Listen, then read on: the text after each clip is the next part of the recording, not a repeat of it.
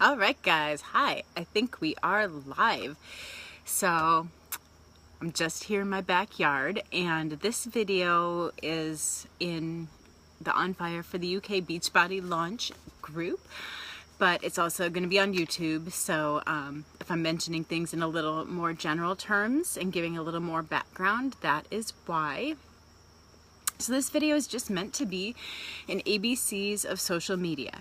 So before we launch in the UK on October 19th, I want to give you guys everything that I can in terms of what you can be doing now to position yourself to have a successful launch. And there's really a lot that you can be doing to start building your business now and really laying the foundation if you're intending to become a coach, or even just feeling it out and exploring it but not really sure about it yet.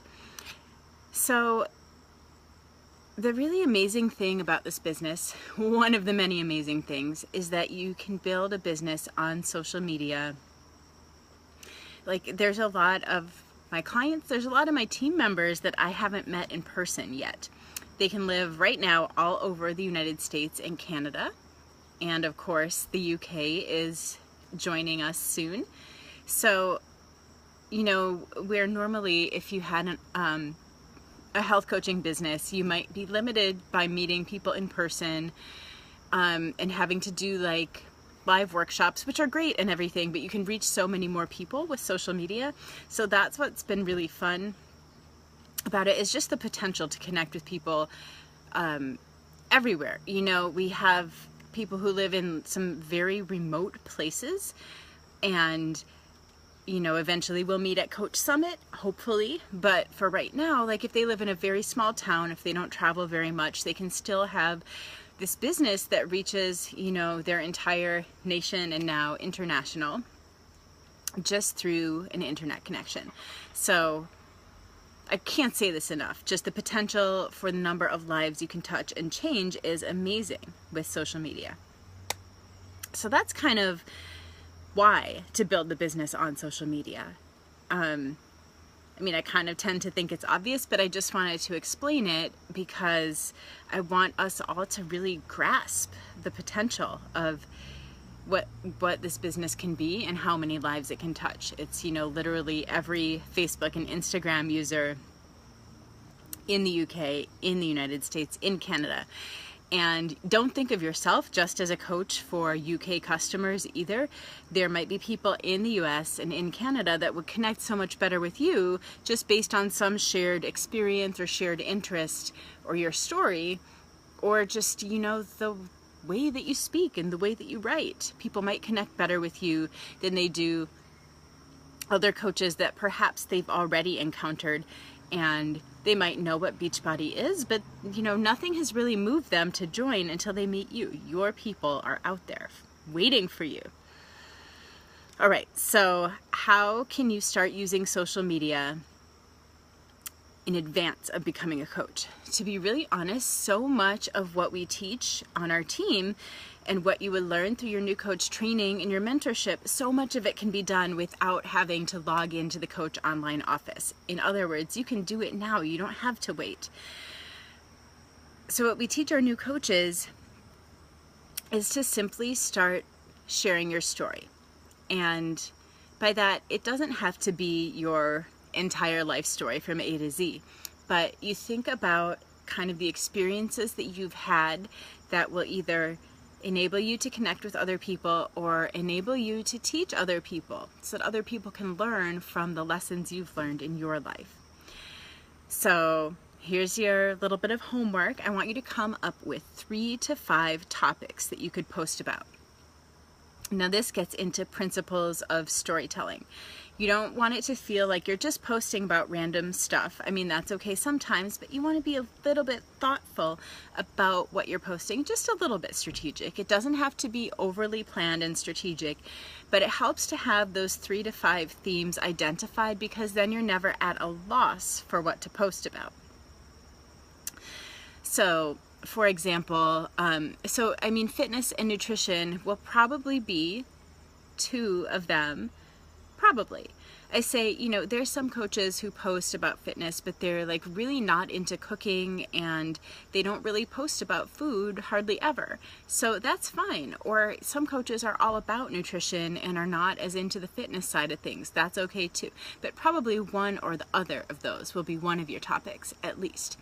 And it doesn't mean you have to post just like, got my workout in every day, like here's another healthy meal. You have to get creative as to how you're posting about these things. So variety is really important. But don't be too afraid of routine either. So just a little spin. Like I post my workout every single day, but I usually try and either share a little bit of knowledge about fitness so people feel like they learned something by reading my post. You know, if you look at my Living Vibrantly page, you can see examples of this, and it's pretty much every single morning. You know, sometimes I run short on time and I post it instead in the evening, but it really is every day.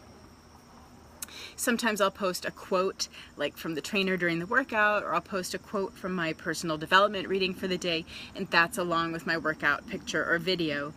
So I mix it up. It's not the same every day, but it is consistent in the sense that I am posting every day and people know that I am doing these workouts. I'm walking the walk of these workouts that I am promoting. I'm actually doing them every single day. Healthy eating, I pretty much post. That's not as often. A lot of those I'm posting in our private groups and not necessarily on my public page, because that was starting to feel a little routine. But when I feel like I have something to teach and something to share rather than just here's my meal, then you'll see those posted on my public Living Vibrantly page as well. So other topics that I post about, this has evolved in the time that I have been a coach, because there's been a lot that's happened in my life. But a pretty consistent theme is that I have been sharing our journey to start a family. It's been quite a winding road. So we went through IVF, fertility treatments, we have frozen embryos, and now we're exploring surrogacy because of the health problems that I've had. And I have been sharing that fairly openly because I do feel like I've taken people on a journey with us. You know, when we were first starting and going to infertility, like doctor's appointments and everything, I felt like there was such a taboo. Like so many of my friends were experiencing or had dealt with some level of infertility, but they had not, like I would post something and I'd get like a ton of private messages telling me. And so I just felt like, why is nobody talking about this? And I'm not saying that everybody has to. Some people want to keep it private and that's fine. But I felt like, you know, people feel like it's something to be ashamed of, and I don't want people to have to feel that way. So that's why I share as openly as I do.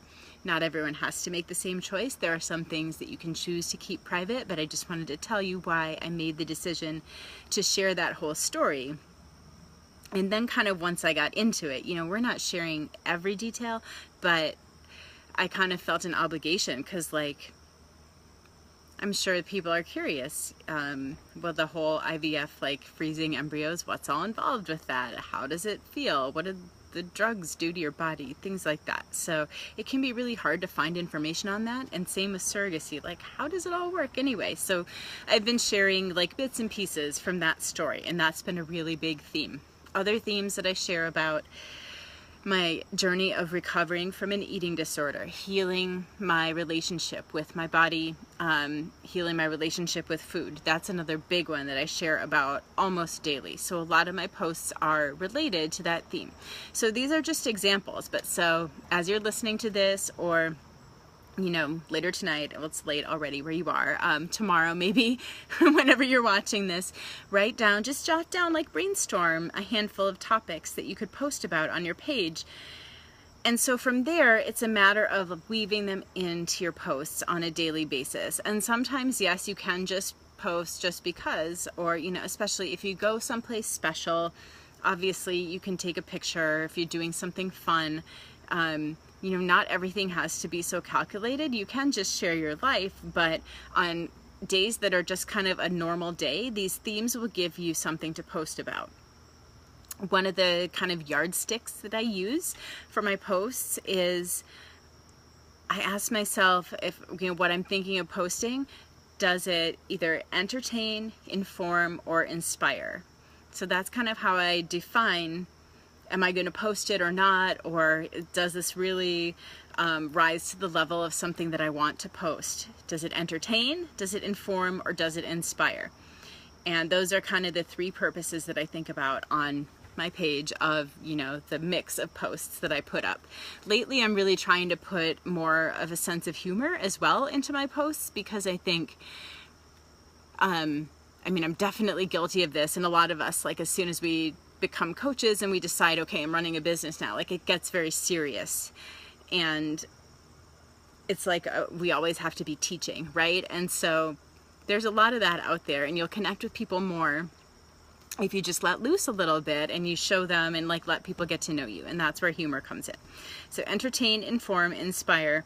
And like I said before, variety. Don't post like the exact same workout selfie in the exact same part of your house, like same pose day after day after day. But when I say a little bit of variety, I really mean like it doesn't take much. Like some days do a video, other days do a photo. Go to a different spot in your house, maybe do your workout outside or take the picture outside. Different colors of clothing, like headbands, you know, find small ways to mix it up and just make the pictures look a little bit different. And then the other thing to keep in mind is lighting. Always important for pictures. Like I'm a little shadowy right now. I could do better probably facing the sun. Is something that you start to just always think about when you're taking a picture. That being said, you don't have to have like a professional setup, like photographer lights, and you know, you don't have to use different photo editing apps every time you're posting a picture. Make it look nice, but a couple things. So first of all, if you're spending like half an hour editing each of your photos, like you're never going to get off the ground as a coach. You've got to be fast at things. So the other reason to, you know, make it good but not necessarily perfect is if everything is always perfect, people think they could never do what you do. Like, look at me here, like my hair's a mess, you know, I'm in workout clothes, like whatever. But I'm a pretty low-key, laid-back person, and you know, there's coaches that show up with like perfect hair and makeup, and that's just not me, who I am in my life, at least not right now. Even if I had more time, I probably wouldn't spend it on that, just being honest. And no judgment either. I know that some people that's like what makes them feel good. But for me, there's other things that I would rather spend my time on. And so, you know, like, but my house sometimes is a little messy. But my point I'm trying to make is like, just be you, and you're going to attract people like you. Like if there's some people who are like, oh my God, like I would die before I took a video with my house not being perfect. So then, yeah, they might judge you if you have a messy house in your video, but there's other people who are going to be like, oh, okay, that's cool. I don't have to be perfect. So, just be you, and maybe do like just a little bit, but don't spend like hours and hours, getting ready. You just gotta, like, taking action is so much more important than getting everything perfect first. It applies to your social media posts. It applies to kind of everything you do as a coach. And the last thing I want to address is which platform and the differences between the platforms. So I think most of you in this group found me on Facebook, so you're probably on Facebook. I don't know, let me know if you're watching this, which platforms you're on. I think Facebook is still like the most universal one, but a lot of people are on Instagram too now, or, you know, Instagram primarily, and a lot of people have actually left Facebook, at least in the US, since the election. They just want to look at pretty pictures. They don't want to see like news and politics posts. But Instagram is getting bigger, so if you have Facebook but you don't have Instagram yet, I would recommend checking Instagram out. That's something you can be doing now, like set up your account and just kind of get a feel for how it works. Start posting, start seeing what types of things other people are posting. You can follow me at Living Vibrantly. You'll see that pretty much what I post is pretty much the same as what's on Facebook. There's a whole like different set of rules and suggestions for Instagram, but I'm not going to get into that. Like, bottom line, like I said, taking action is more important than being perfect. It's better to be posting something than nothing. Like if you have decent photos, themes to your account, and you know, you're writing some kind of thoughtful captions with your photos, it's going to start drawing people to you. You got to use hashtags too, but we'll get into that later. But basically, you know, you just want to be posting on Facebook and Instagram, and then the other ones, the only other one, like, we can talk about YouTube and Pinterest, but those are all kind of like totally different animals. But the other one that's kind of similar, that's like blogging about your life, is Snapchat, which is essentially the same as Instagram stories, which it's like a, you know, vertical live video format, kind of like what you're watching right now, but it'd be like little short videos, 10 or 15 seconds. And it allows for videos and photos, so you can put together kind of a cool story that combines videos and photos, and those disappear after 24 hours. So, I mean, you can save them to your phone, you can use them later, but it's very much meant to be like a live, behind the scenes peek into your life. So the thing about Snapchat, it's a lot of fun, and it has like really fun filters. It's very playful, and that's the best thing about it. But the worst thing about it is that it's hard for people to find you. So until you have a big following already on Facebook and or Instagram, I wouldn't worry about Snapchat too much. But, you know, if you are using your Instagram stories, then you can be like putting the same stories up on Snapchat. It's kind of the point I'm trying to make, that if you're wanting to learn this new platform, you can go and check it out now, and you can basically use the same videos and photos in both places because they're the same shape, similar duration. The two platforms kind of work the same way.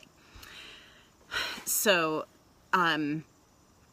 you know, first thing is to just set up Instagram and like see how it works in general. And then once you start using the stories function, just get to know it. Like, look at, you know, how to add a hashtag, how to add a link, the different little like Bitmoji icon picture things you can add on top of your photos, and stickers and filters, and there's all kinds of features. Like, you just have to play with it.